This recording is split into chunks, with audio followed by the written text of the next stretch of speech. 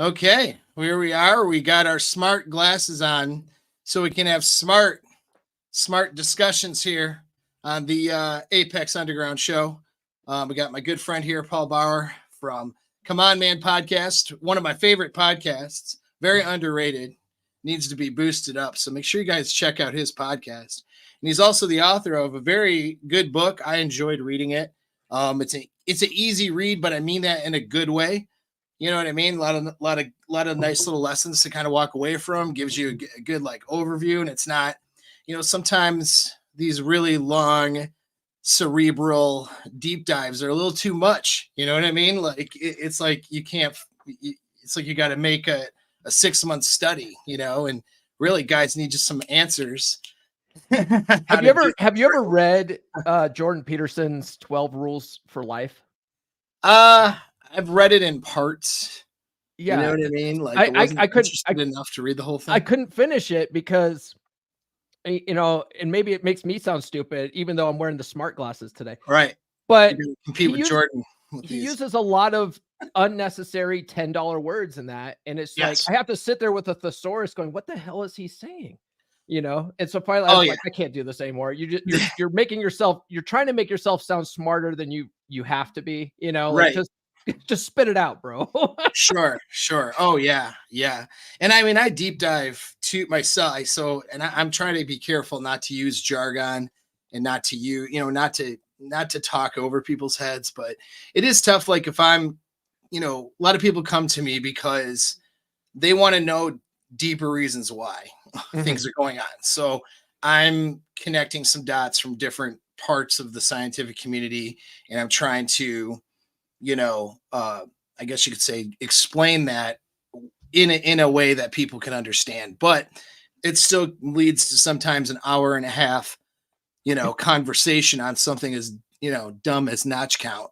You know what I mean? Honestly, that's one of the things that I love about your channel, though, is I learned so much about the actual psychological reasons why things are, Yeah, thank you. Yeah, that's what I try to do. We often in this space dumb things down quite a bit. I'm certainly guilty of that. Right. It's like, oh, well, there's this thing called preselection. Yeah. Well, what does that even mean? Well, this is neurologically why it works, right? Like that's why I love your channel, Paul.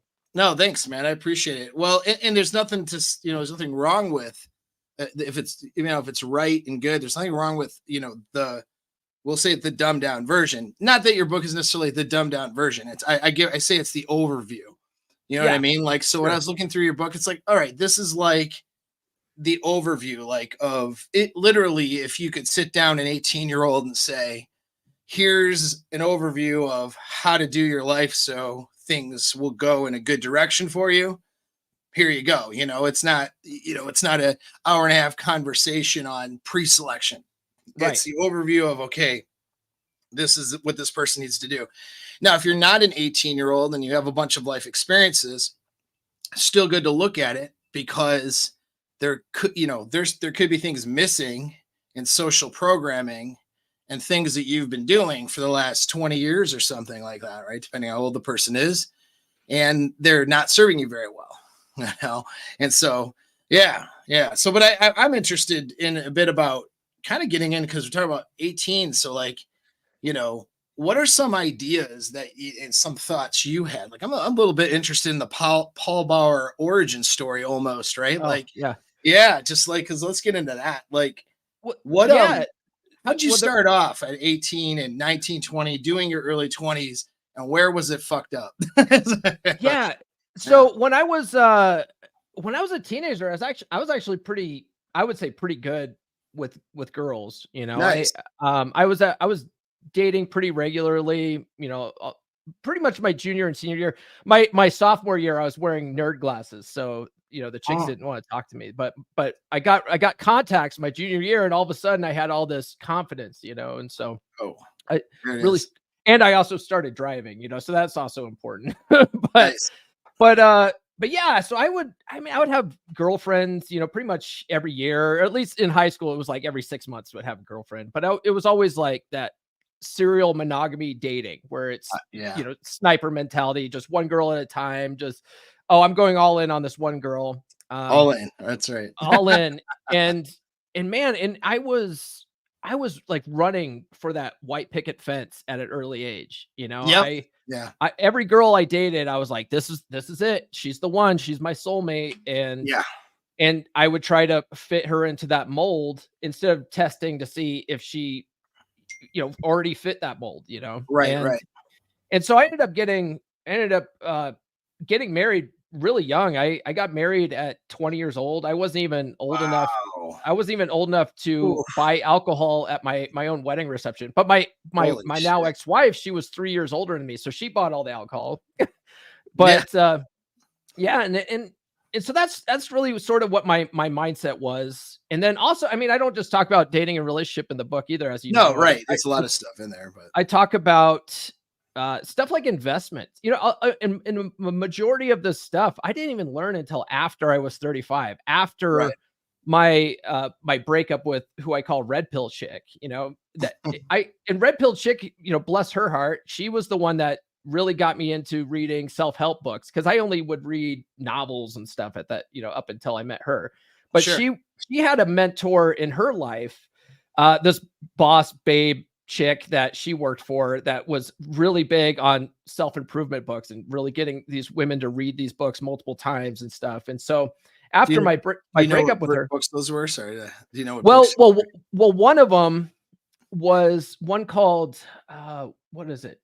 Hardwiring Excellence was one that they were forced to read multiple times. So every year Oh, they would read it as a company, and they would have to, every month they would have like a monthly meeting, and they would talk about what they learned that, I see. couple of chapters and stuff. And so she had read that book, I think 20 times, and she was just, it hardwired her to actually try to be a better person. So she was always reading various self-help books. She's the one that turned me on to Dave Ramsey. And Okay. that's where a lot of the investment strategy comes from in my book, is from the Dave Ramsey method, honestly. Yeah. Right. But it's like, even if you're already rich, it's not a bad strategy to, at least manage your money better, Sure. Yeah. Yeah. So Well, not everybody is, a Grant Cardone. You, right. you know what I mean? Like, that's the thing. I mean, it's, if that's who you're gonna be and that's the way you're gonna go, that's cool. But so I say Grant Cardone because he runs like high debt ratio. You know what I Mm, mean? He uses debt to purchase other things. That's cool. That's a whole other strategy. yeah. That is, unique and unique to his particular business, which is investing in real estate properties and real estate projects. But like, that's not what everybody's gonna do. You know what Right. I mean? And it's nice to have some information like Dave Ramsey, for example, which is, this is like a good thing that everybody should at least do or know how to do. Now, if you branch off of this to, I don't know, run your, like running crypto investments or run real estate investments on debt, or some of these different strategies, that's cool. That's Yeah. good, but if you can't do this, you're probably not going to do that very well. You know what I mean? If you can't, follow these steps, right? Yeah. Yeah. Yeah, That's it's like you're probably not going to run a really good balance sheet so you don't get buried in debt when you're trying to do your real estate stuff. You know what I mean? right. So, Yeah. And that's one thing that I think is good about the Dave Ramsey method, is because, yeah, like you said, basically a majority of people don't understand the difference between bad consumer debt and good, investment type debt, right. where it's like where you're borrowing the debt to get assets, to acquire assets that are going to make you more money for cash flow, or for Sure, instance, right? sure. Or like how Kiyosaki uses debt to to offset taxes, like stuff like that. Like these are great.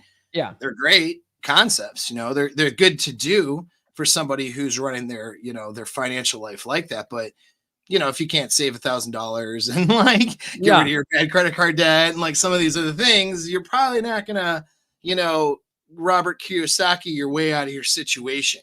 Right. It's just, you know Yeah. what I mean? It's Yeah. like you probably need to do this first. And that's where a lot of guys like, you see it everywhere. Like guys will want like, oh, like it's almost an ego protection. It's like Mm, guys will be like, I want the harem you know, Yeah. like, all right, but you can't get one girl, you know, like, Right, right. Let's start with there you let's go, start right? by getting one girl first. Yeah. Right. Let's work on this first, you know. And so it's just stuff like that, you know what I mean? So it's good to have these things. Um and but yeah, it's not all about the book's definitely not all about just dating and stuff like that. It's really like mindset, some of these other things, you know, kind of Mhm. counter to how we grew up. And I don't know what like I don't know what kids are growing up with now, but when we grew up, it was go to, you know, in the 90s, Mhm. you went to college to do something you liked because jobs would fall out of the sky and you would trip over them and end up in a job making decent money Mhm. because it was the 90s. That was kind of my experience, you know, to sum up, you know what I mean? My Yeah. 90s graduate from high school experience was you because it's the best economy we've ever had in the entire history of the United States. And you know, just the mindset was just like do what you like and money will make itself, you know, like it's fine. And so you had all these people running to college to get these degrees that were poor investments. You know what I Mhm. mean? They were relatively useless. And it's not to say that a degree is not useful if it's in the right thing, but they're going for degrees that, like, my degree was like, good job, you can go to grad school. I'm like, fuck. You know, that was it. That's it. That's a big. I'm broke. What do you mean I can go to grad school? Right. And so that was it. You know, when if I and I'm watching these dudes who went, you know, friends and peers who go into the trades and you know before they're 21, they're making enough money to buy a house and have what they want. You know, and you're like, what the hell's going on here? Could have went and did that and then done school on the side later or something different. You know, like Yeah. why was I given this poor advice? And so, yeah, there's a lot of good advice in your book that counteracts some of the shit we were taught.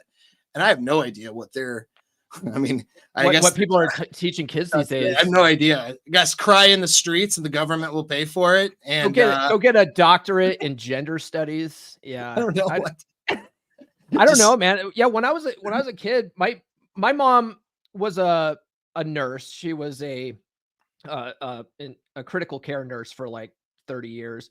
yeah, She only went and got her associate's degree because back then you only had to have an associate's degree and then you could go get certified as a registered nurse. Now you have to have at least a bachelor's degree to do that. right. My dad, he did like a semester in college and was like, "Yeah, this isn't for me." He went to a trade school. It was called Denver Institute of Technology, and he learned computers. That was back with the old punch card system, and so he had a really good job doing computers. And then when he got laid off from that, he decided, I don't like doing computers anymore, and basically just floundered around for a couple of years on the couch. And my mom had to go back to work and stuff. I talk about all that in the book. Yeah, And, and my dad ended up getting a job as a custodian at the school in the school district, which was a county job. And so he has a government pension now, which my mom and dad are living off of, which ended up working out in the end, but probably wasn't the best strategy, you know. But sure. both of them, because they were sort of struggled a little bit with money, they were like, they told my brother and I, look, you have to at least have a bachelor's degree or you're never going to be anything in this world. And so I had that programmed into me that now I have to have a bachelor's degree, you know. And then when Yeah, I went into the military so I could pay for school, and when I got out of the military at TAPS, they told us, actually, you don't need a college degree. It's experience that people care about. And I was like, what? yeah, That can't be possibly true. It's so right. I went to college, and while I was going through college, I ended up getting my first job in IT. I hadn't even graduated yet. I got my first job in IT, and then I started seeing all these guys making almost $200,000 a year doing like computer programming or systems engineering or network engineering, Right. and none of them had degrees. They all just had certifications, and I was like, what am I even doing? But I had already finished school, so I finished it just to finish it. But Yeah. Yeah. so, so, so I want to go travel back. I want to focus on the dating side of things. 'Cause this is what most people come, at least to my channel, this particular channel for. I yeah, mean, you yeah, know, people who hire me for stuff. Usually it's a bit beyond that. You know, we're doing more inner game work and stuff like that. But, you know, getting into that stuff, it's kind of all related to, I'll get to that point in a minute. But Yeah. for you, so what was it, a religious thing for you to have? Like, were you like a strong religious background, or to really want the white picket fence? Like, what do you think it was that kind of programmed you to want that? It As a wasn't I no, I was never super religious, honestly. Hmm, My parents never took me to church. The only time I ever went to church was when my grandma would take me, like, in the summertime. right. Um, but no, it wasn't that. I think it was just more of just, sort of what my family always did. I always like Hmm. all my aunts and uncles, they all, they're all married. My mom just seemed to make it seem like that's the natural course of events. Like that's just what you do You as just a what thing. yeah, it's what you do. And she always would tell me, "Oh, I think you're gonna be a good dad someday," and all that kind of stuff. So I was like, "Yeah, yeah, I want to get married and have 2.5 kids," and yeah. Right, So right. Now you don't have any kids, right? Or do you? I do. I have two Oh, you do. kids. Oh, Yeah. no. Yeah. How So with old are they? my son is 14. He's gonna be 15 here next month, and then my daughter, she just turned 19, so she's off at college now. Oh, wow. Okay. Yeah. So I knew. That's raising a daughter.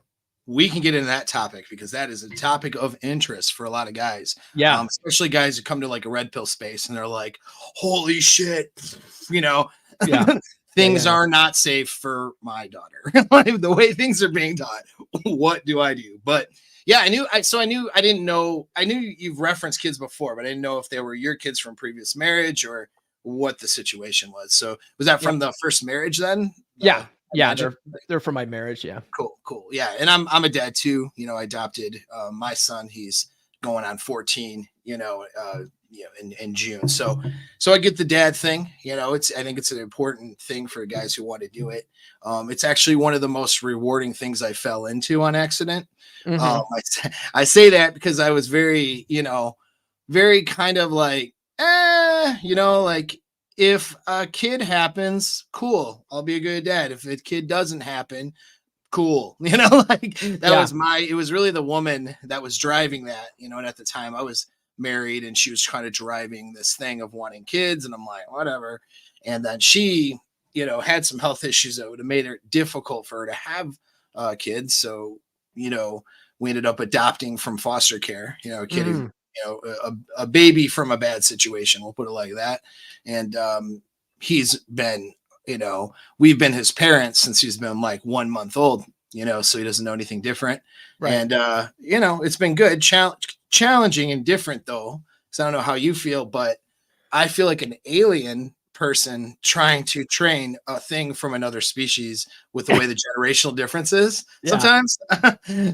It's just crazy. Like this, yeah. Yeah, I find, with my daughter, it's super easy. And my daughter, it's funny, I tell my kids different things, you know? My Sure. daughter my daughter, and I mentioned it in the book too. My daughter, if she wants to get married someday, and so I'm like, "Yeah, do it. You should definitely get married, and, you should do it, relatively when you're young, maybe in your mid-20s or something like that. That's a good Yeah. time for you to do that." My son, on the other hand, I'm like, "No, there's no benefit for you to get married," you Yeah. know? Right. S Right. Yeah. I was like, there's no reason why you can't, down the road, maybe once you hit your 30s or something like that, have a long-term relationship. You can even have kids in a situation like that, but there's no reason to actually get Uncle Sam involved in your relationship. But for my daughter, it's totally different, right? Like, women totally benefit from marriage. So Right. Yeah. Yeah. That's interesting. Well, and it points to the thing that, men and women are different, right? Boys and yeah, girls are different. So if you're raising kids and you have a boy and you have a girl, you should be raising them differently, not necessarily with different, like, let's say, fundamental morals, mhm, but a different approach to how they can maximize their life in a way. You know yeah, what I mean? For sure. And so that's always, telling a young girl to, well, not saying marry when she's 18 per se, right? Like there's some of those guys out there. yeah. I'm not telling her that either. Yeah, no, I don't think that's it. I just think that we live to be 80 plus now. Our life expectancy has gone up even within just the last couple of generations. So with Mhm, that long of a life, that means we can take a little bit more time in the beginning to try to make sure we understand what we want, what we're looking for, and all those things. It's too volatile. There's too many choices. When you didn't have a global sexual marketplace, when people were from their town and they may have gone on vacation or done some things, but really they live in their town of 20,000 people, and those are their mate options. Those are their job options. That's their culture, their economy. And then, young girl gets married. She can get married at 18, 19 to a guy from her church. She's not even emotionally mature yet, technically, in her brain, but she can do it. And, when she turns 30, or 25, between 25 and 30, she's not looking at a global marketplace of options and wondering if she made a bad choice. Right. You know what I mean? So at least giving a girl time to grow into her brain, which is going to take her till she's at least 21-ish, and then to start figuring out what her values is and what she really wants outside of social programming, and also guarding her, we'll say, sexuality, sexual power during that process. Don't go through a hoe phase. You know what I mean? Stay off the pole. And you can have a less serious boyfriend while you're figuring things out, and maybe he's the guy you marry, maybe not, but you know what I mean? It's not rushing into it to make sure she doesn't, to protect her virginity or whatever some weird guy doesn't deal with women that says. It's not productive in a global sexual marketplace where we're at today, where people live to be 85 years old. No, it doesn't. So my daughter, she all through high school, she's only had long distance relationships.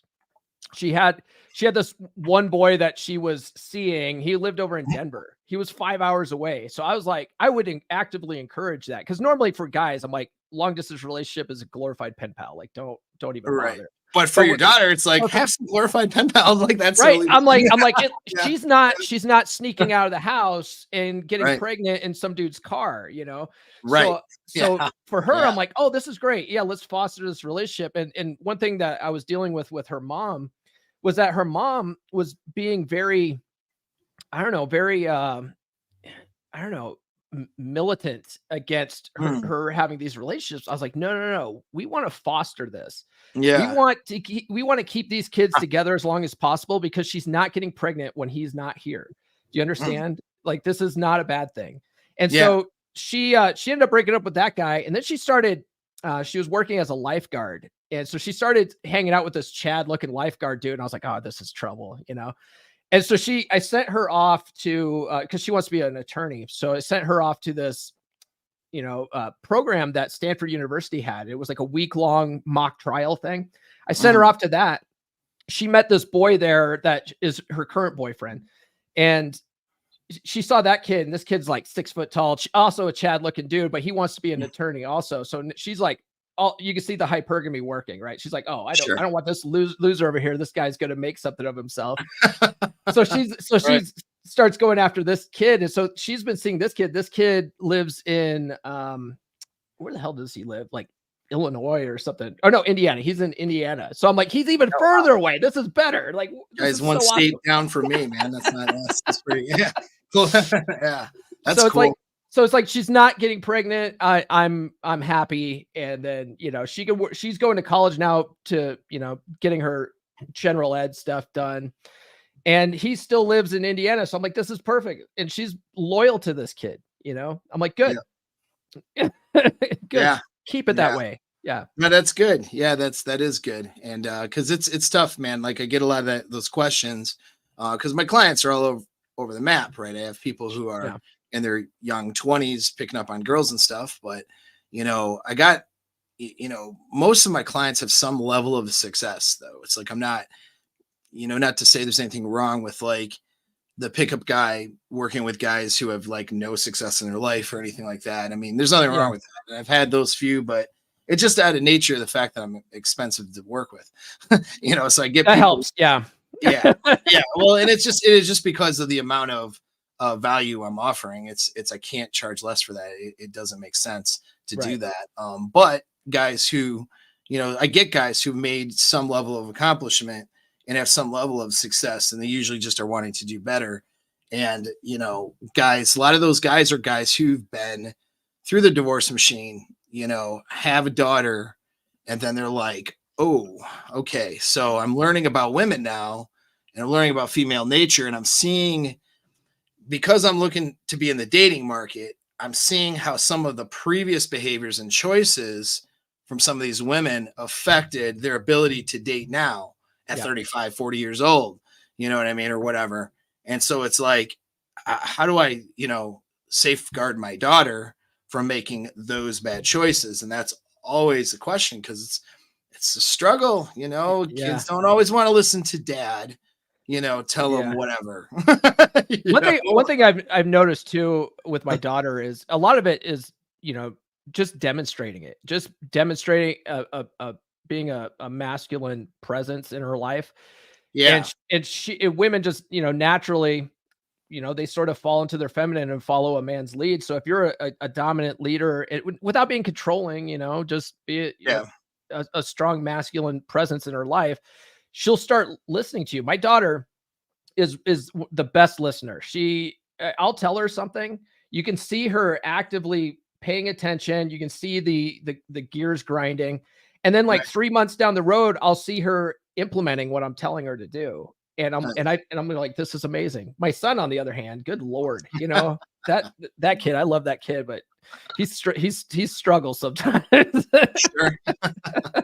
Yeah. Well, and that's I mean, providing, I guess, a good example is good, obviously really more important really than what you tell them, I think.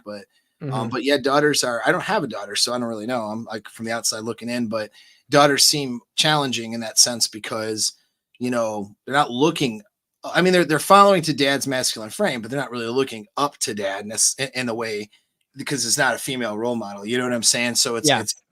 it's hard, because the society is so backwards, with how they do relationships and how they do a key component to a girl's, mental and, like mental health and life success is how well her relationships can be doing. And they're set up for failure. Like a Yeah. young girl today is set up for failure without a strong parental figures. You know what I mean? To Yeah. And like, that's, I think that's really what's a big key component in modern, modern family situations is a lot of times the dad's not present, or yeah. he's only present half the time. I'm only present half the time because I have 50-50 custody. But one good thing about that 50-50 custody is that she gets to spend her time with her mom and get her mom's values or whatever. But she also sees how her mom lives, and her Mm, mom doesn't, her life's in disarray. She's a total mess, and mm. so she sees that half the time. Then comes over to my house and you know, everything's put together, everything's organized. More functional. It's Yeah. more There. functional over here. So she sees that, and she sees how, I think, more of what she would like her life to be like. And so I think that's one of the reasons why she listens more, is because she gets a little taste of both. So sometimes being 100% of a dad 50% of the time, like our friend Is better. Mr. Stone says, it's better. In that situation. But sometimes, with the court system, some guys just don't even have that opportunity. They get the kids ripped away from them, and Yeah. they don't even get to be an influence in their kids' lives. So I think that's a big problem with some of the women you see out there today, is they just don't have a masculine presence in their life.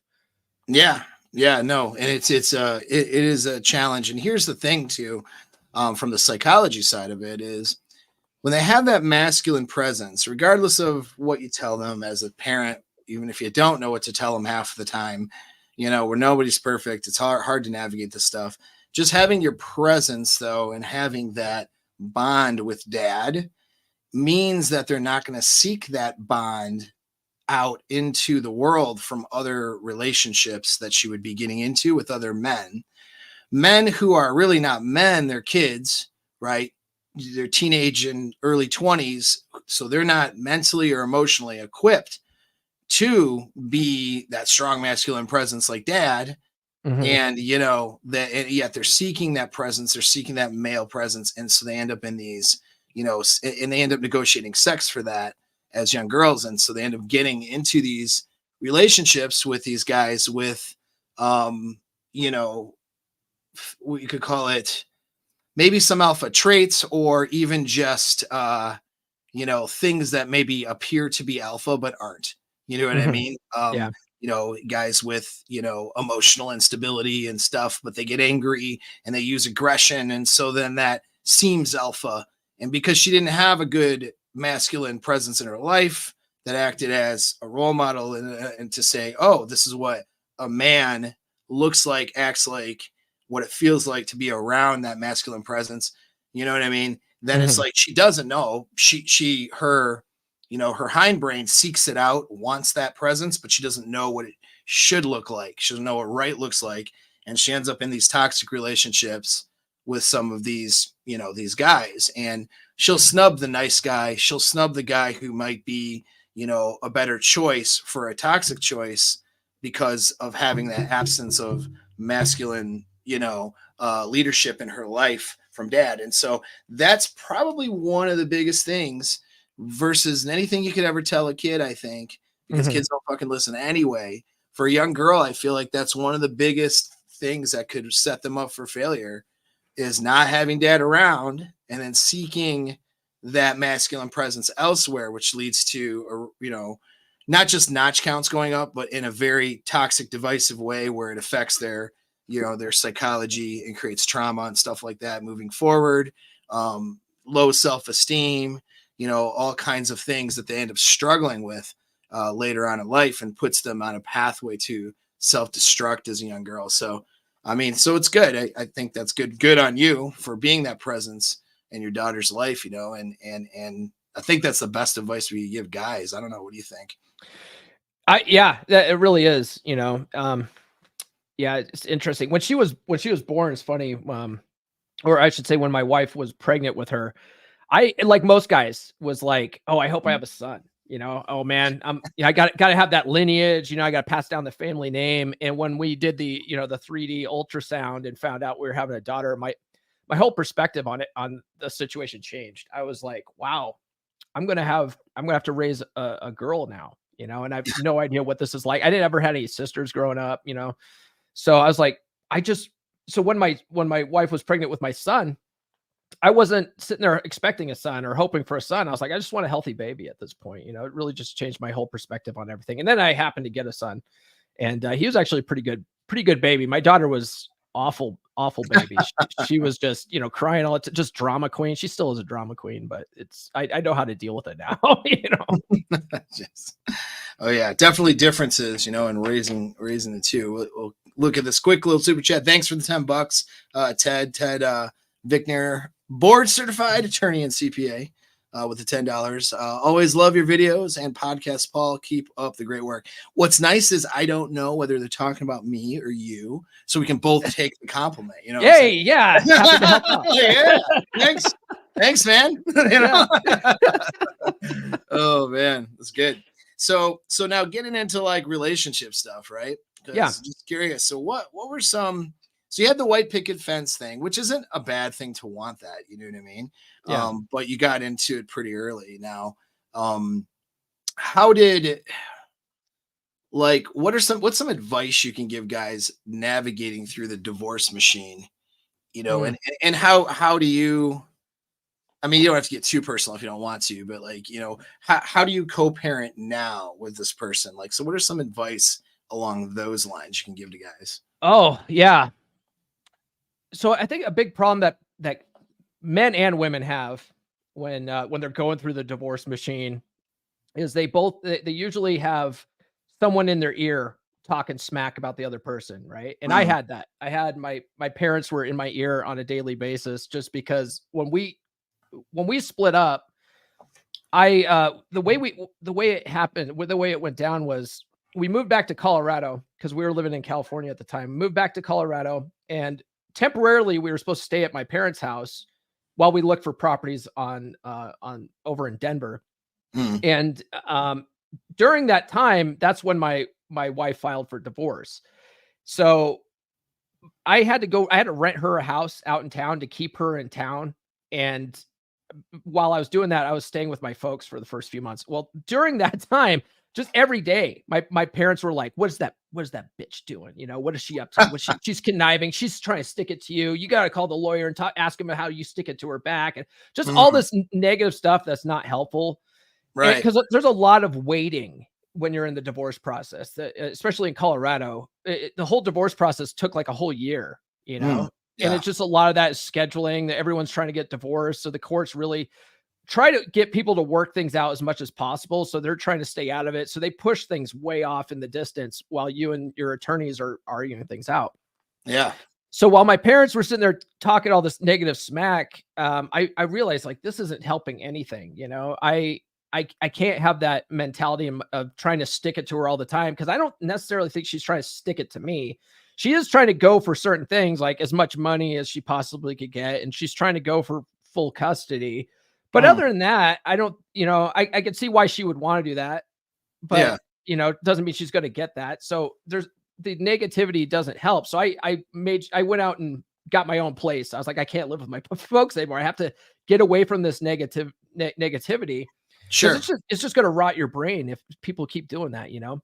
And I think that's probably the biggest thing is get away from the negativity and just work with your attorney on trying to get things done as fair and equitable as possible, even though the term fair and equitable is, you know, is not necessarily fair and equitable, but according to the state, it is. Yeah. And sometimes if you have a good attorney, sometimes your attorney's been through this stuff enough that they've seen it play out 1,000 times. So you sort of have to trust their judgment. So my attorney, I was like, I don't think he's fighting enough. You know, I don't think he's, you know, I want to pay no alimony. And this is, you know, in talking with him, it was like, no, that's impossible, because in the state, there's a formula. And if she wants alimony, she's getting alimony. It's not up to me. It's up to the legislation. And that's the way it is. So the best thing we can do is negotiate it down. And so he was playing chess the whole time. It was fascinating to watch. It was frustrating at the time, but in hindsight, he did very well for me and got me a really good deal out of it. Sure. And so I would say for guys going through it, it's like, there's no point in trying to stick it to her just because she tried sticking it to you. You're only going to drag it out longer than it has to be. Yeah. Just, you know, sort of trust the process, trust your attorney, definitely get an attorney. Don't try to do this on your own. Yeah. It's worth the money. And then, you know, it's going to end up okay in the long run. That's what I would say. Well, you know, I have a funny analogy though to this. I mean, and it's good that you got out, we'll say, less scathed than you could have been. You know what I mean? And that part's good. But it's funny, like, to hear not just you, but anybody talk about these things. It's like, it's almost like, it's like someone talking about how they were pulled over and wrongfully searched by the cops, like, and missed identity or whatever. Yeah. And then in charged with something they shouldn't have been charged with, and had to, you know, work their way down from a felony to a misdemeanor and spend like $20,000 to protect themselves. And they were innocent. Like, there's nothing happened. Like, that's kind of like what it feels like. It's almost like, oh, I'm grateful that I only have a misdemeanor for this thing I didn't do, because I had to plead to it because it was too risky to take it to trial, and it cost me all this money in attorney fees. Like, it's almost like that's exactly how it sounds. Yeah. Yeah. It's like, I got fucked by the system, but man, you know, I didn't get fucked as bad as I could have got fucked. And so, woo, wow, you know, like, and so that's the lesson there is about marriage. Well, that's why through before you make that choice, guys. That's why, I mean, that's one of the reasons why in the book I talk about, in the long-term relationship chapter, there's no benefit. There's zero benefit for guys to actually get the state involved in their relationship, because it's just like you said, it's like having the cops pull you over and you have to fight to get down to a misdemeanor. And you didn't even commit anything. It's total wrongful identity situation or something, right? You did nothing wrong, you know, but here you are. Right. So getting the state involved just makes no sense for men. Obviously I had to learn it the hard way. And that's one of the reasons why I put the book out there for young kids. It's like, man, if you just don't get married, like, it'll save you so much trouble. Now, if you have kids together, there's no getting around the child support and the custody battles. But at least you don't have to pay someone alimony and stuff, typically. Sure. Well, and I would say, yeah, so you're in an alimony state too, which is a wreck.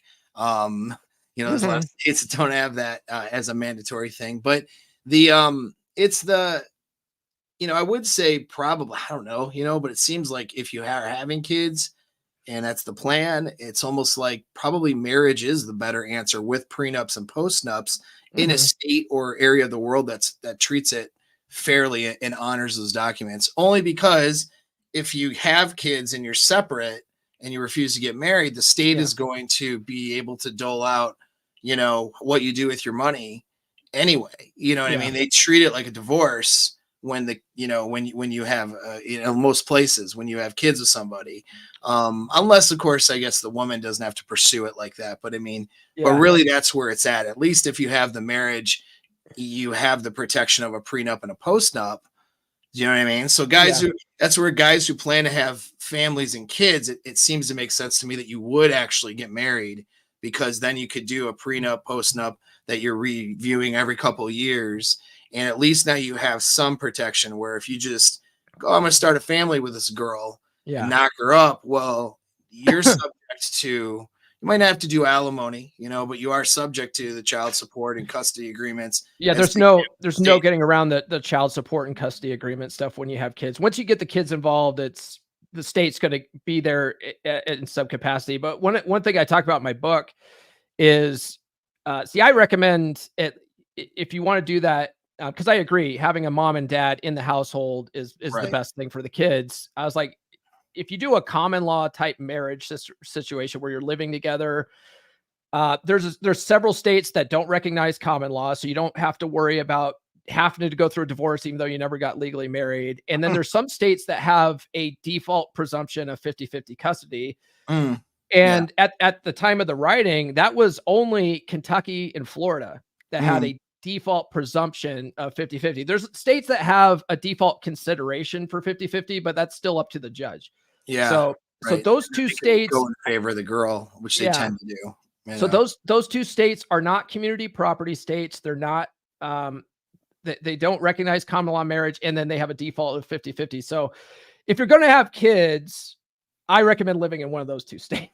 Yeah, that makes sense. It Well, I really think narrows it down though, it's that not cool. right. Well, and I think the lesson there is to just because whether it is a common law marriage, whether you actually do a marriage with prenup, postnups, or however you decide to arrange it, I think it's just important to treat it like a contract with contract law.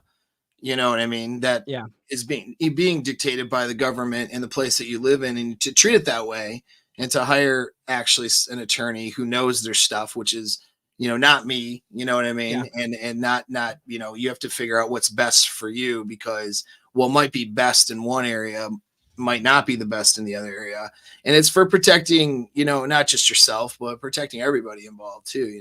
Yeah. And Yeah, so yeah, it's one of those things you don't wanna go cheap on. You yeah, don't wanna get your prenup through LegalZoom or write it down on a napkin or something like that. Like, yeah. spend the money on it, it's worth it. It'll save you in the long run. Yeah, for sure, absolutely. And so, I mean, so you navigated your way out of that. That's Mhm. good. Same here. I've been there. Yeah. I got very, very, lucky or fortunate because, my ex, I made mistakes in selection in my mid 20s and stuff, and in my ideas. Obviously, I went, but I had that, we could call it Madonna whore complex essentially in my head, which was the big mistake. You know what I mean? Yeah. Is like, oh, there's good women and bad women. It's like, there's women are just women with instincts, and some apply those instincts in a way that isn't good, and some apply those instincts in a way that's a little bit better. But the instincts are still the instincts. It's Mhm. not it's not a flaw. It's a feature of who they are, and so that makes a difference in how you see your wife or your girlfriend or whatever, because what happens, of course, is guys get that safe world theory. I found a good woman, and then she does things that women do because they're in the hindbrain, and then all of a sudden it's like, no, what happened? My life, so she's not a good woman now. Like it's, and it just creates all kinds of conflict and problems, and mismanagement of the relationship too, unfair judgment on the wife, like all kinds of stuff. Yeah. But that was my mistake though, as I had that. But luckily for me though, I was doing pretty well. I was pretty much living Chad lifestyle at that point when I met her.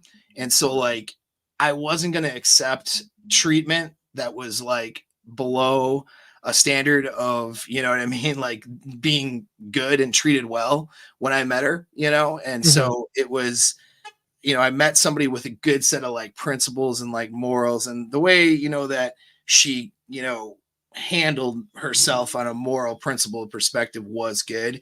And so when that fell apart and all that stuff, I was the one who chose to walk out of it.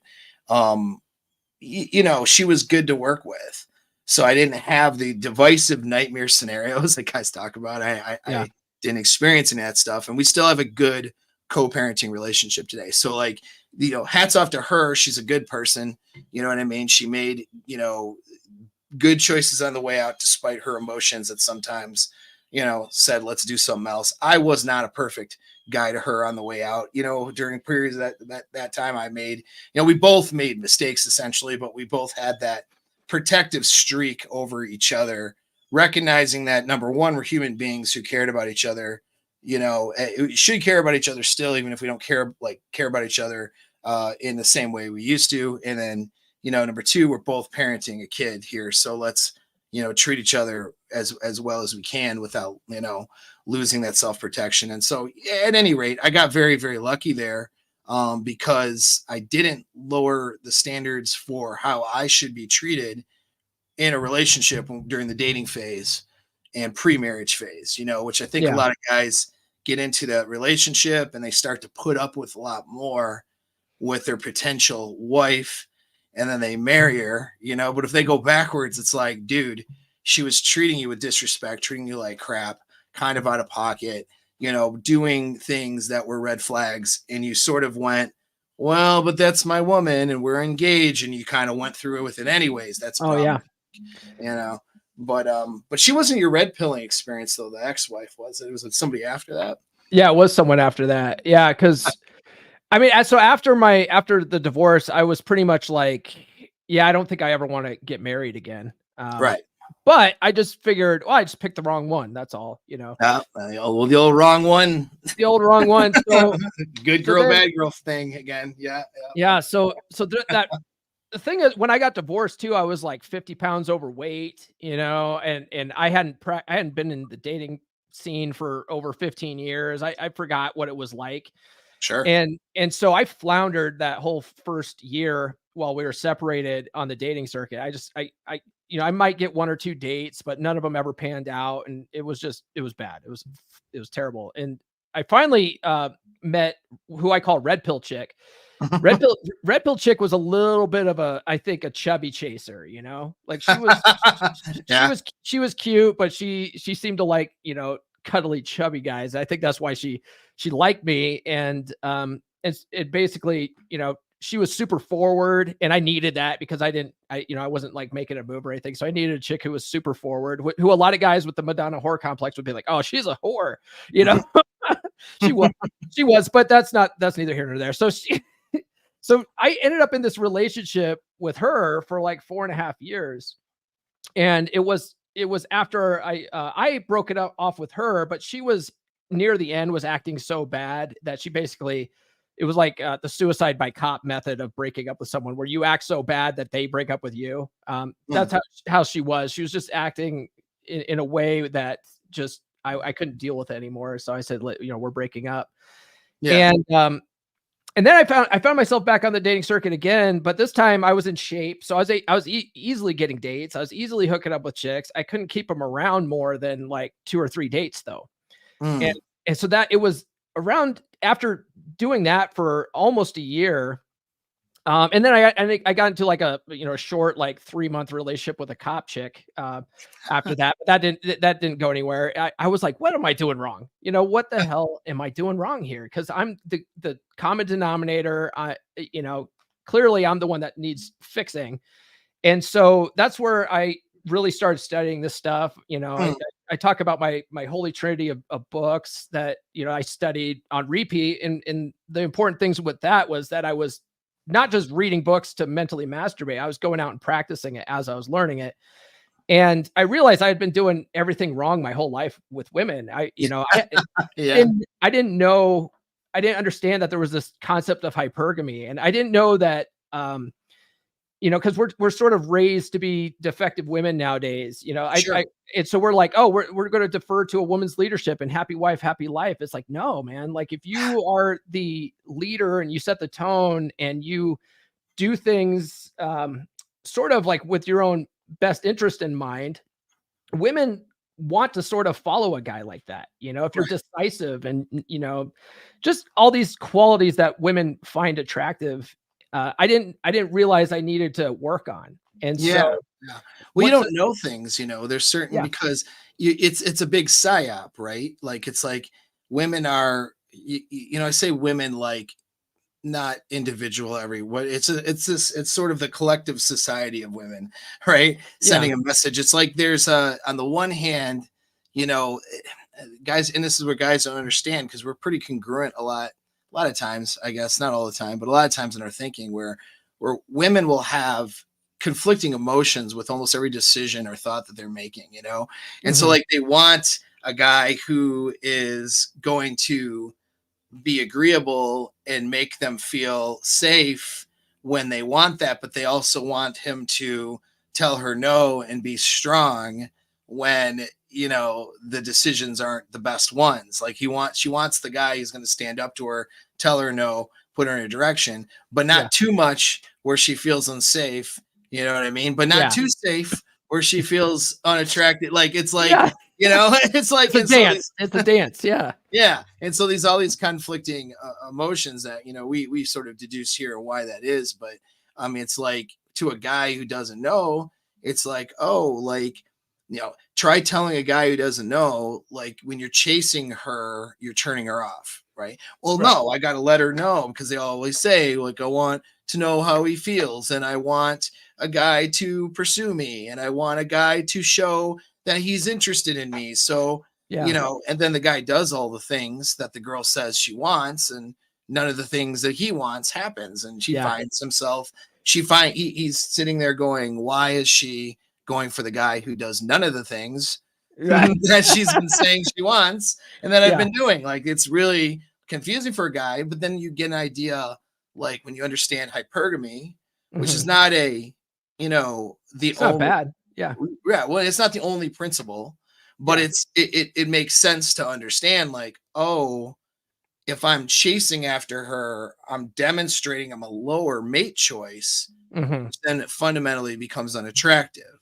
Yeah. Oh shit. So if I treat myself with some self-respect and not that he was thinking he was disrespecting himself by chasing her, but Yeah. look, if I don't chase after her, let her make a decision and just demonstrate that I'm a higher mate choice, that's going to cause her to want to text me more and want, to actually go out with me more and take things someplace. She'll be Yeah. more attracted. Like when you start understanding these concepts and how it works, it's like, oh, I get it It now. makes But sense. Yeah. Yeah. yeah, I talk about that in the book where, you want to get to a place where you're not texting her all the time.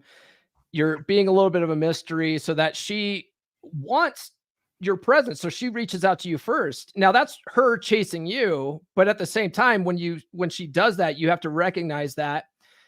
And then you have to be the one that sets the date. And then she feels like you're pursuing her still because you set the date, but really she's the one chasing after you. And it's right. all sort of a mental mind game, but Well, sure. whatever. Well, yeah, but when you understand, like, so I have like a seduction matrix, right? Which talks Yeah. about in the matrix, it's like a XY axis. You have sexually open, which means, DTF attractive, right? Right. Sexually closed.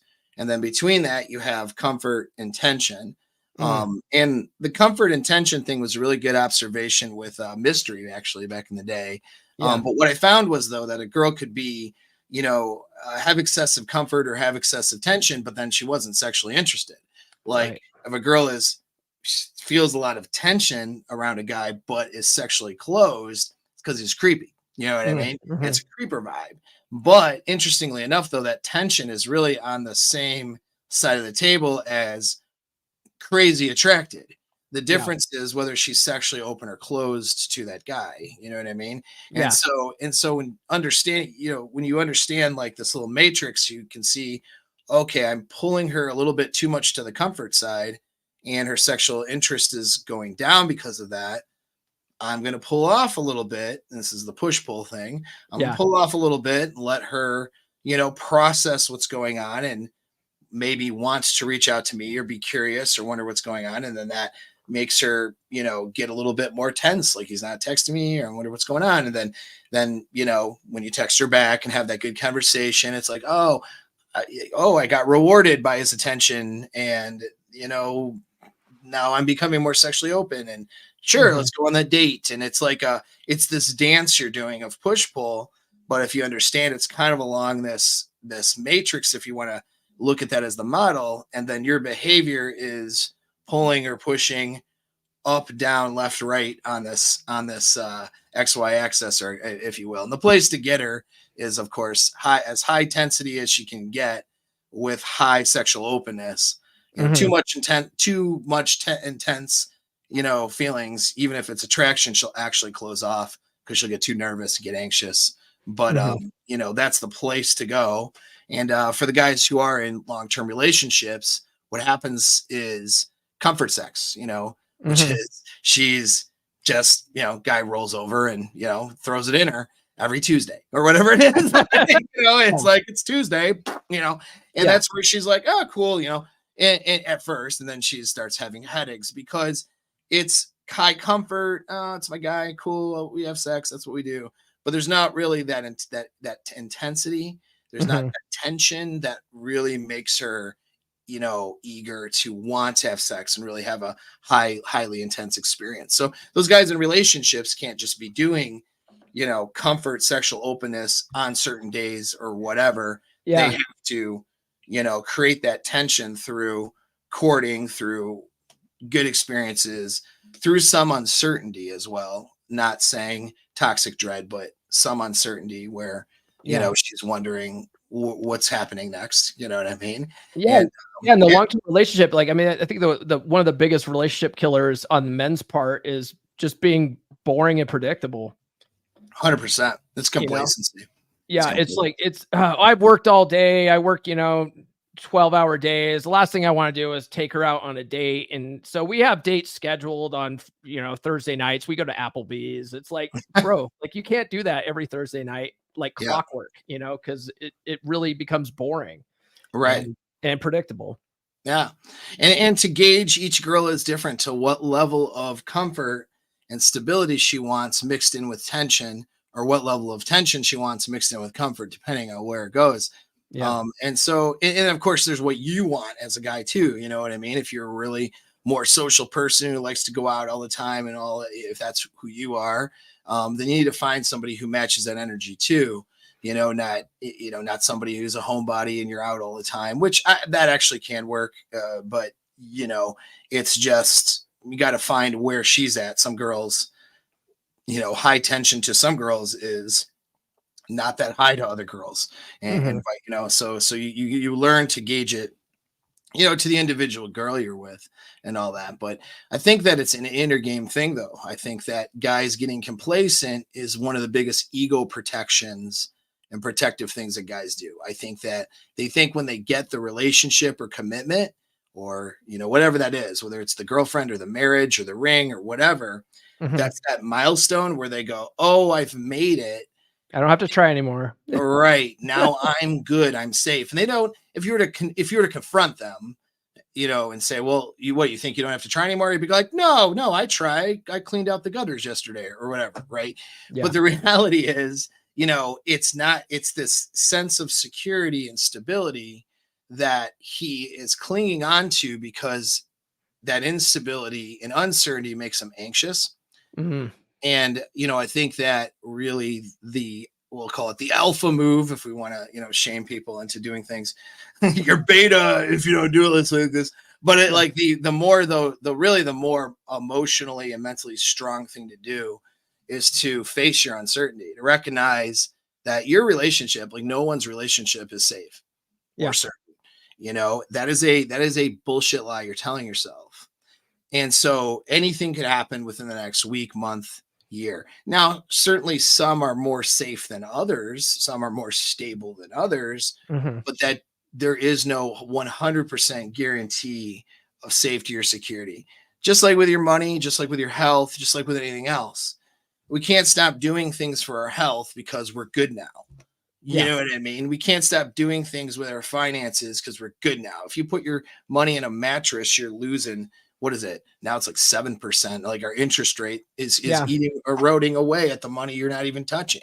If you're not doing something, like we have to be doing things to manage areas of our life and moving things forward, because stagnant is backwards, that's more true for women in relationships than anything else. Stagnant signals to the brain that we are not surviving because we came from hunter-gatherer tribes. And so if the dudes were just like wandering around scraping up the last bits of water and bringing out the last bits of kill they could find, and they're not doing anything about it, those chicks are going to start nagging those guys. I mean, Mhm. get the fuck out of here and go someplace nicer. Right. It's the dealing with uncertainty, some degree of uncertainty, even though women strive for stability and all that. Reality is back to that dichotomy with a woman's brain. Too much stability means death signal for them.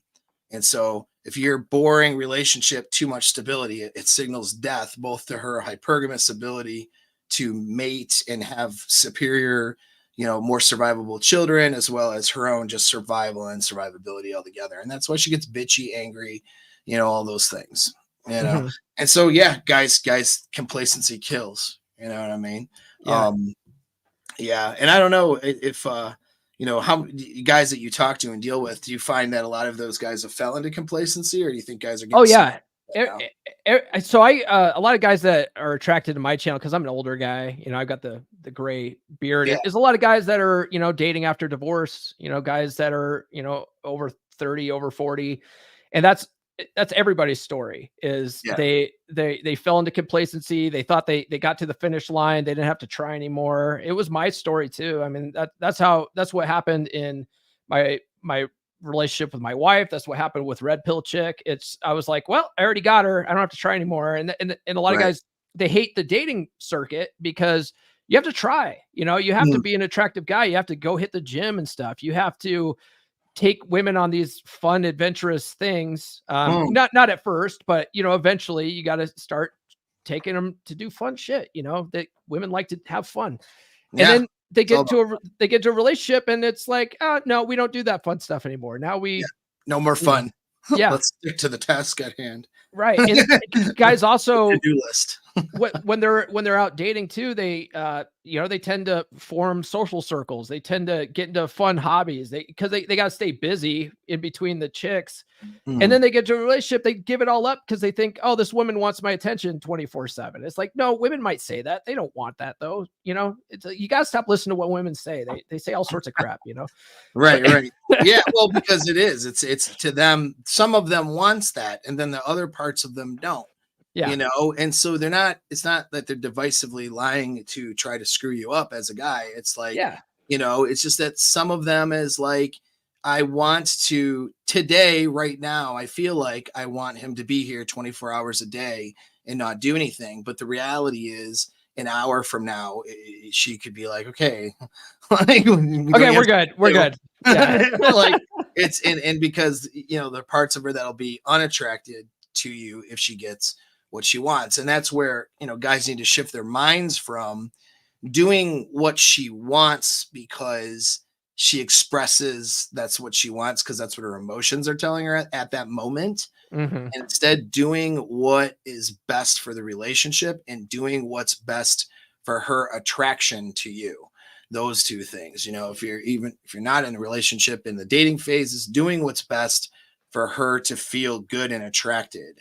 You know what I mean? That's the kind of a way to look at it, instead of like, well, she says this. Well, maybe, but is the thing she says going to lead to her being less attracted to you? You know what I mean? Like, Right. if she's like, not wanting you to ever go to the gym, maybe once in a while skipping the gym to, have bedroom Olympics instead is fine. But if you're not going to the gym anymore because that's what she keeps saying or finding reasons, eventually you're going to be less attractive to her, so you need to think about that in that decision. You know what I mean? Well, so, yeah, sometimes chicks say that too, right? Like I don't want you going to the gym anymore, and a lot of that is mate guarding, right? Because they see all the other chicks eyeballing you. Well, honestly, the other chicks eyeballing you is driving up her attraction to you. So don't stop doing it just because she says that.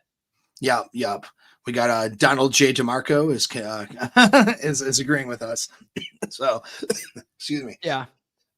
But yeah, so I mean, it's just it's just these interesting things that as you navigate this stuff and you learn how to change your mind, like change the way you see things. That's the biggest thing. Like for a lot of guys, that's what the red pilling stuff did for them, was it caused them to see things differently. Now, you still want to challenge everything, because even every concept that comes out from some dude's mouth who claims to be red pill may not be right at all, or may not necessarily fit your circumstance. But it's also like the way too things are applied. Like, great example is, you mentioned like your red pilling experience was, this girl is this red pill chick, you kind of break it off of there, and then you're dating, but you're not making it past like 2 or 3 dates. And so you're like, what am I doing wrong? And, that would be because, and it's good you ask that question, because it causes you to increase your game, and you have better game and stuff. Right. But also like too, like guys in that position, like I advise guys like, well, let's rethink that paradigm altogether, like, so for me, and for what I advise, is to build a life as a single person that is so good and so rewarding, that to put another woman into that life means that she's in competition with your life without her. And your life without her is pretty damn good. So if her coming into your life means your life is going to be less than what you got by yourself, even if that means cycling through different girls after every 3 dates, like, you're not going to compromise that, because you know what I mean? Your life is too good, and you're doing things that are too important. That's another thing. It's not even just like hedonistic enjoyment. It's importance. You're doing some important shit in life, making that dent in the universe. You're going to invite a woman in now that's going to make your life less good and interfere with that purpose, all of those things. Nope. And that's going to mean you're going to have a lot of 2 or 3 date scenarios. Oh, a lot of guys don't understand that. Going out with, you're going to have a million first dates that don't pan out. A million of them. There's going to be a lot of chicks that you go out with and you're like, man, I don't like this chick, and you're never going to call her again. And that's okay. One thing I talk about in the book is having what I call a contenders list, and it's, maybe a lot of guys do eventually. I think a majority of guys do eventually want to have a girl that they settle down with, whether it's marriage or just an LTR or something like that. I would venture to say most guys eventually want that, even if they are spinning plates in dating and stuff. Cause I do think spinning plates is the most efficient way to date. But what I see a lot of guys do is, because they want that girlfriend, that steady girl, they just settle with the first girl that is nice to them, Right. And it's like, no, that's a terrible idea. And like you said, it's got to be a girl that's so, like, offers so much value to you that it's like, okay, yeah, no, I can see she's offering, she's a quality add to my life, So Right. if you sit down with and figure out what you want in a woman, and have like these 5 things that you will not compromise on. If a chick you're seeing doesn't meet those 5 must-haves, she's not a contender. Yeah. You know, she's a plate at best. That's it. And you got to not compromise on stuff like that, or you're going to end up in relationships that aren't going to pan out, you know? Yeah. Yeah. No, that's a really good start. I mean, I think because you're putting what you're doing is you're throwing some objectivity into the mix, because what guys do is they turn into women. I like to say it, which is they go based You on get their all Twitter feelings. pated. Yeah. Well, they go based on their feelings, and then they justify what they do because what they're doing feels good right now. Yeah. They don't evaluate things from a perspective, with logic and reason. And so having a tool like that, like listing 5 things, is a tool, where that puts them into the logic and reason parts of their brain and makes them, think about what they're doing. That's a good thing. It'll prevent a lot of guys from getting into bad situations with girls that are a lot of fun and feel great for the first few months. Having, an abundance of options and a great single life also is going to be astronomically helpful, because if you have a great single life with an abundance of options and you value your time even just by yourself, let alone with another chick, this great time you're having with that chick, when you put it to some logical evaluation tool and you see that there's a problem, you're not going to just like go with the feelings instead. Because when you see that as that problem there, you're going to go, that signals danger now to me. And my life's pretty good right now. I've worked really hard to get to where I'm at since my last breakup 2 years ago, whatever it is. I've worked really hard to get here. I'm not about to throw it in the toilet over this person that's making me feel awesome, but really has some non-negotiable traits. You know what I mean? That I know it's going to cause me problems later.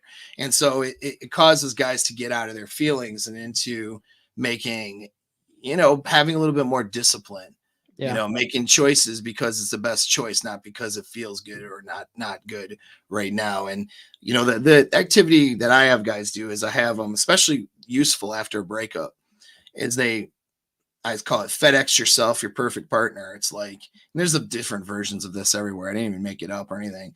Just my way. It might be a little nuanced, but they just write down all the traits of, if they could imagine themselves with the perfect person that they could ever be with, what are the traits? What do they look like? Like everything superficial, to what her ass looks like or whatever, down to really important things like her values, her behaviors, like her likes, dislikes, whatever it may be.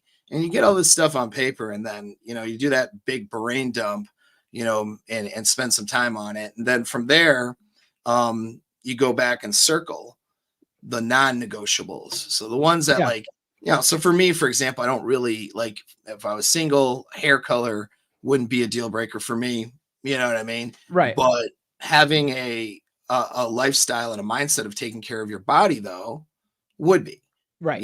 Because if they're not doing things to take care of their body and watching their health, and that means their health is going to start declining for any kind of long-term stuff. You know what I mean? So even if she's, hot right now, especially like if you're dating, women in their 20s, they're hot now, but then, okay, well, if this value isn't there, that's problematic, And so I look at, those non-negotiables and then how those affect. Also, part of that list too is traits you don't want. Traits you don't want to accept. And so I think that's a good thing for guys, a good tool, but it won't work if they don't have a good single life, which is where building your life up, some of the things you talk about in the book, really important, like building your life up as a man.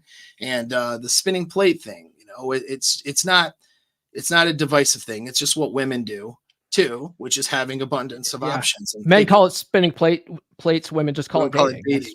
Which is why I call it dating, but I know that, I know that guys can think dating means to sniper one girl. And so, that's why we use weird terms like spinning plates that can be like, some people don't like the term, and I get why they don't like it. You know what I mean? It's kind of, I almost keep it as locker room talk for dudes, because, guys who are not indoctrinated to women won't understand it. It won't make sense. But when a girl says she's dating, like, I found this, I won't dime out who it is because I have people in my past that I don't want to embarrass. But I had a girl who I was seeing, and she was living with a dude, and she wanted to, wanted to be with me and all this. And we were casual, and she wanted the commitment. And she had like this real serious moment of telling me that, and this is like a long time ago before I was like, more and more knowledgeable about this stuff. And she's like, well, I just want to let you know, like, I mean, so and so and I, and it was her roommate, the guy she lived with, like she had a house with, and Yeah. she's like, well, we used to date. And it was like this big, like serious discussion. Now I'm thinking in my young early 20s, well, dating and screwing aren't the same thing. Right. and dating just means you've gone out with them a few times. That doesn't necessarily, like, if you were banging the person or if you were dating multiple people, like, you know what I mean? Like when she says dating, it means like she was screwing him and probably seeing other dudes. It was actually exactly what she meant, but that was her girl brain. And that was how she described it. And I'm like, oh, well, who cares? And then I went down a relationship road with her. Never would have gone down that road. Yeah. And I realized that she meant banging. Yeah. I'm banging lots of dudes. Women don't want to talk that way.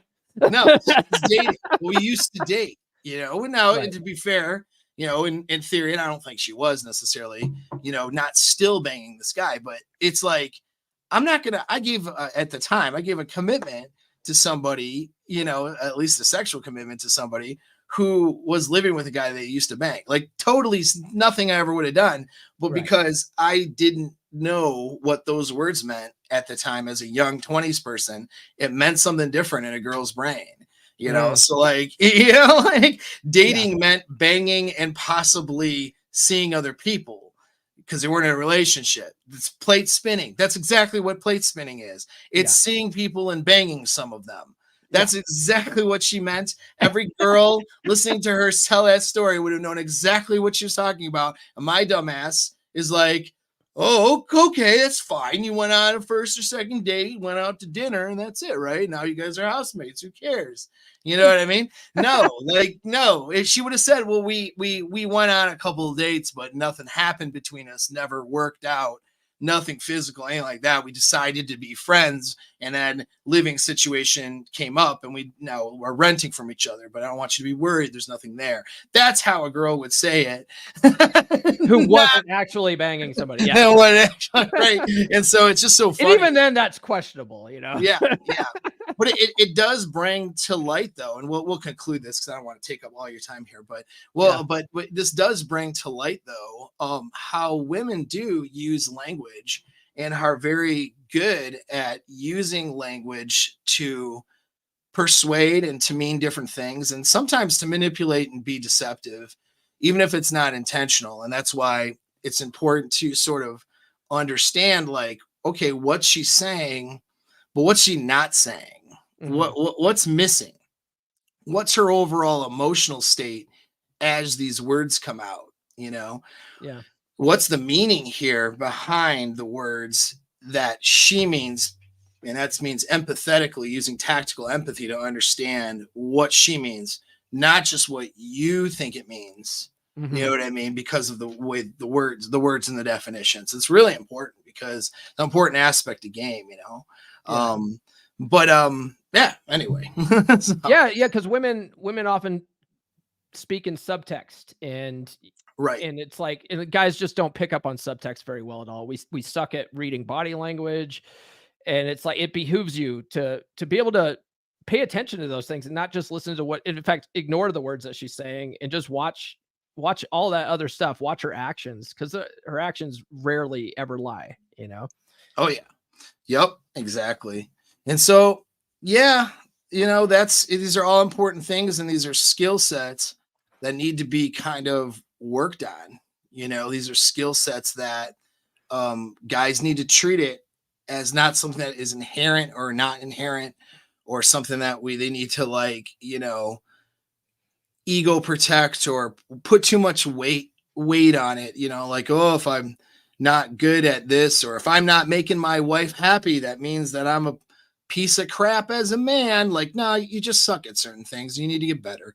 That's all it is. It's instead of letting the programming that's designed to attack a man's self-esteem have an effect on your brain, where you're attacking your own self-esteem just because you've made mistakes and you might have shortcomings. Instead of doing that, I think it's just important that people treat it like skill sets, and that's where having the right knowledge and doing the right thing matters, and that's why, you have your podcast and you talk to different people to get different perspectives so guys can have light bulbs on, fix things. That's why you have your book and your courses. I have my courses and all that stuff. And, speaking of which, in the chat right now, I'll put the link over to your book, because that's the main reason why I wanted to have you on, because I did have a chance to read it.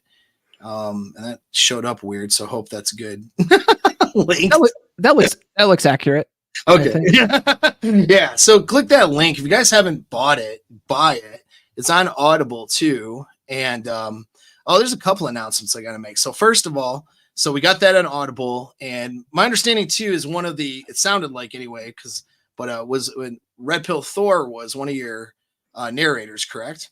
Yeah. Actually, yeah. Thor narrated pretty much the whole book. I did the intro and the conclusion stuff, but Thor read the whole rest of the book. Yeah. And he's in a bad way right now.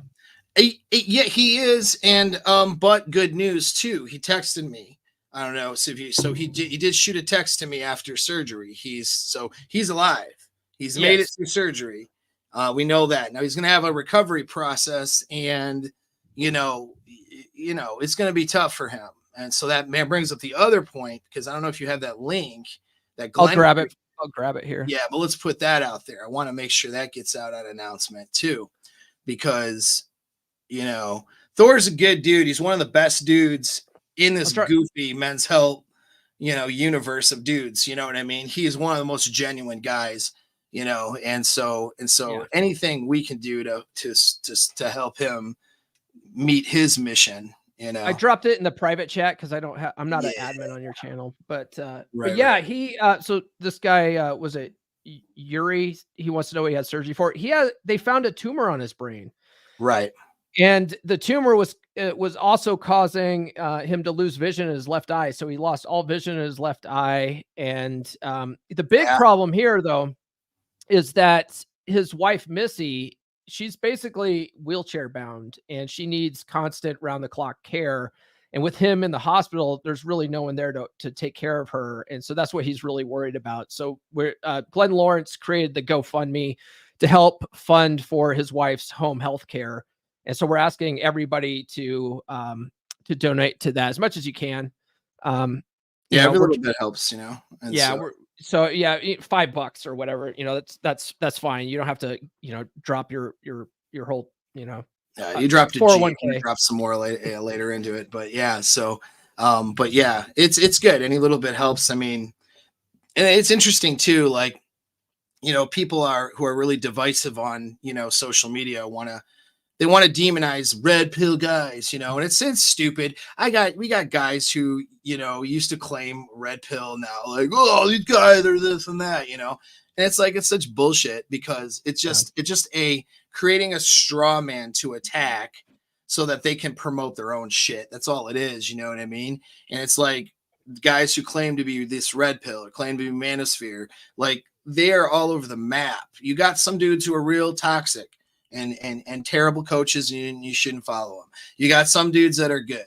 You got to take everybody as an individual. Here we got Thor, who wrote excellent book. He's a men's coach, and he's, taking care of his wife, and has been taking care of his wife after an accident. This is not some guy who's out there, hating women and doing all this, whatever people want to say on the internet that these people are like he's taking care of somebody, and now he's, unfortunately, can't, just had to have surgery for cancer. We got a community of dudes coming together to try to help them out. We got Paul Bauer sitting on my channel here, who's been in a long-term relationship for a while. I'm in a long-term relationship as well. Like, it's not all like this divisive internet crap. So for newbies that come to my channel, you know what I mean? And they're like, it's all like bullshit internet kayfabe. You know what I mean? Red pill versus this guy and that guy. Like, it's all bullshit. There is no fucking red pill. Okay. There's Rollo Tomasi has his red pill, which is his brand. Ryan Stone has his red pill. Guys who use it for their branding. It's individual to their branding. There is no fucking club There is no admission price. There is no governing body. There is no fucking manosphere. It's all bullshit. It's just things that people are identifying with to market themselves. And then when it goes bad, then they're like, oh crap, you know what? I'm leaving the manosphere. It's like, bitch, it didn't exist to begin with. You know, just do what you're going to do and your thing. And that's all that matters, you know, but unfortunately, people who are not understanding what goes on in the men's health or coaching space, they'll see people with different labels and they'll make assumptions. You can't. You have to look at the individuals. Red Pill Thor is a great individual, a good person, and he needs our support. So I say we do that. You know what I mean? Yeah, and that's all. I think we'll conclude. Do you have any other final comments or things you want to say? I just want to say, going what you're saying about all the different guys in the I like to call it the men's self-help space. I was talking to on my Monday's episode, yesterday's episode with Alpha Villains. I was telling him how I was watching Ip Man 3. Have you ever watched Ip Man, the Ip Man movie? Yeah, I think so. So it's a kung fu movie, right? It's standard Chinese kung fu movie. And there's a scene where one of the masters in this town goes to Ip Man. He goes, you can't call yourself a master until you come in front of all the masters, and you have to stand on this table and you have to fight everyone that challenges you while the incense is burning. Right? And all the different kung fu masters in town, they're all masters of their own style of kung fu. And I'm watching this going, man, this is like the manosphere, dude. Like every coach has their own style based on their own unique experiences. And they're all teaching guys different things. You know, a lot of it's very similar, but just slightly some good, nuanced, some bad, some better, some worse. Right. So I'm like, I immediately, just in my head, I'm just picturing like, Rollo Tomasi kung fu fighting with Corey Wayne or somebody like that. I was like, the manosphere is like a kung fu movie, man. Yeah. In people's imagination on the internet, most of those guys don't get girls anyways. So don't even fucking pay attention. You know what I mean? Just go listen to people that have useful shit for you. And speaking of useful things, I'll plug my own program. I got my year-long coaching program that has been going strong. I have room for more people now for 2024. And so I'm opening that up. It's been open, but I market it depending on how much space I feel like I have in it. And so if you're interested in doing some work with me, links are in the description. At the very least, make sure you're on the free email list. Gets us off of censored platforms and into some pretty unique discussions and topics over on the list. And I'm going to click that button to my ad, and then we'll be out of the stream. That's how we're going to close off. So thanks again, Paul. I appreciate it. Yeah, thanks for having me on. This is the first time I think you and I have done a one-on-one on your channel, so it was an honor. Thank you very much. Man, I'm happy to have you on. It's good. I'm open to having guests. I just don't actually try to do it, so then I end up not, so it's great having you on, dude. It takes work getting all the guests on. It definitely does. You know all that game. That's your game. I'll leave that to you mostly, but fair enough. Right. Yeah. Let's face it. If you're a man, then you are probably dealing with problems and challenges with women. Now, I've got some good news and some bad news for you. Your success with women literally boils down to one thing. The bad news is, if you don't have it, nothing else will work. All of the money, good looks, and all of the best pickup and game skills out there will fail without you mastering this one thing. And that one thing is frame. The answers to ending your pain and suffering and to start living an amazing life with women is just one click away. Click the link and let's get started. Are you tired of your face being weak and beta and everyone always